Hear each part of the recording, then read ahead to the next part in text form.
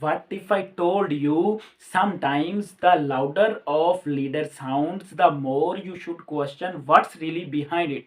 So here's what's going on. Donald Trump recently talked about dealing with Iran, saying the US is in a very powerful position, that a deal could help the Iranian people, and if talks fail, America is ready to act. Now, on the surface, that sounds strong. It sounds decisive, the kind of leadership a lot of people like to hear. But if you slow down and really think about it, it starts to feel more like a performance than a full strategy. Because international politics is not a business meeting where you walk in, dominate the room, and walk out with a deal. It's slow, messy, and honestly, sometimes frustrating. It's built on trust, timing, and relationships that take years to develop. But Trump often presents it like a deal making contest, like it's just about who's together, and that's where things get tricky. Iran is not some small player that just reacts to pressure and folds. It's a country that has been dealing with sanctions and external pressure for a long time. They adapted, they adjusted. So when Trump says we are in a powerful position, it sounds confident, but it also sounds a bit one sided. Because real power in diplomacy is not just about how much pressure you can apply, it's about whether the other side actually believes you, trusts you, and sees a reason to cooperate. And this is where Trump unpredictability becomes a doubt edged sword. Some people love it, they think it keep opponents guessing, like you never know what he will do next. But here's the flip side: if no one knows what you will do next, then no one fully trusts what you say today. And that's a problem, because in diplomacy, your word is your leverage. If your word feels unstable, your position becomes unstable too.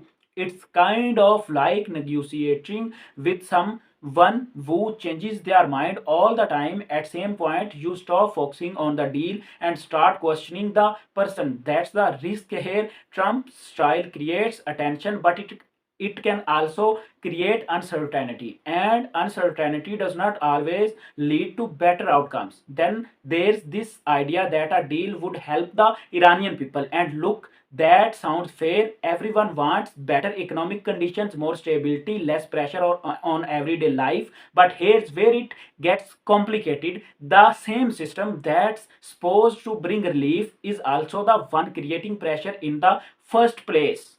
Sanctions hit economies hard, and when economies struggle, it's regular people who feel it the most. So when you say accept this deal and things will get better, it starts to feel like a controlled situation, like you tighten the pressure and then offer to release it on your terms. Again, that might be part of strategy, but it does not feel purely humanitarian. It feels calculated, and people can sense that. Now let's talk about the decisive action. Warning: this is classic Trump. Bold, direct, very clear, no hesitation. And to be fair, that kind of clarity can be powerful. But there's a difference between clarity and ejaculation. When you publicly say, if this fails, we act, you are not just talking to your audience, you are signaling to the other side. And sometimes that signal does not scare them, it pushes them. Because now it's not just about making a deal anymore,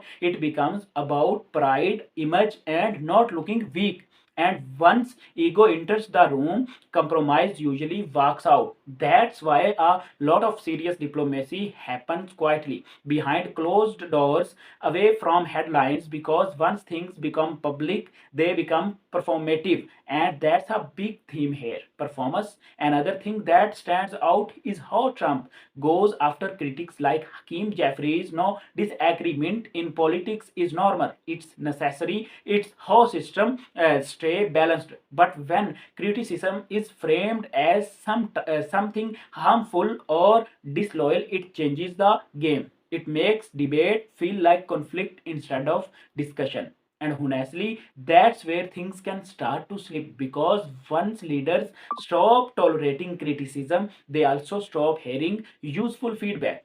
and that can lead to decisions being made in a bubble where everything sounds right but not everything is tested. Strong leadership is not just about being confident, it's about being challenged and still standing on your argument.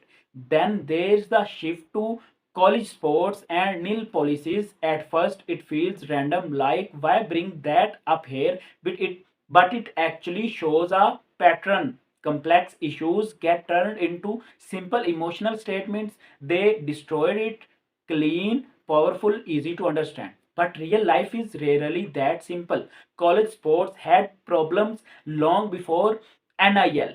Players were generating hug value but were not really getting paid for it.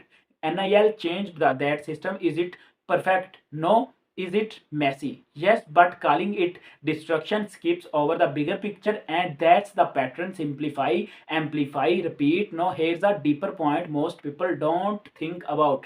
This kind of messaging is not always about the issue itself. Sometimes it's about control of the narrative, control of attention, because in modern politics attention is power. If you can control what people are focusing on, you can shape how they see everything else, and Trump is very good at that. He knows how to dominate headlines, he knows how to turn complex topics into simple talking points, and he knows how to keep people engaged whether they agreed with him or not. But the real question is what happens after the attention fades, because policies don't run on attention. They run on consistency, planning, and long term thinking.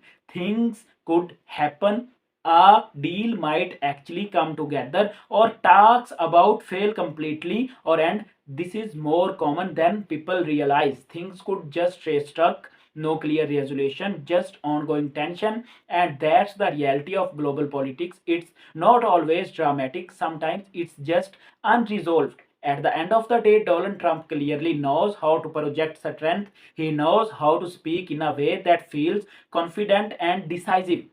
And for many people, that's enough. But if you look a little deeper, you start to see the difference between sounding strong and building something stable. Because real strength is not just about pressure, it's about trust, it's about consistency, it's about thinking beyond the moment. And sometimes the strongest move is not the loudest one,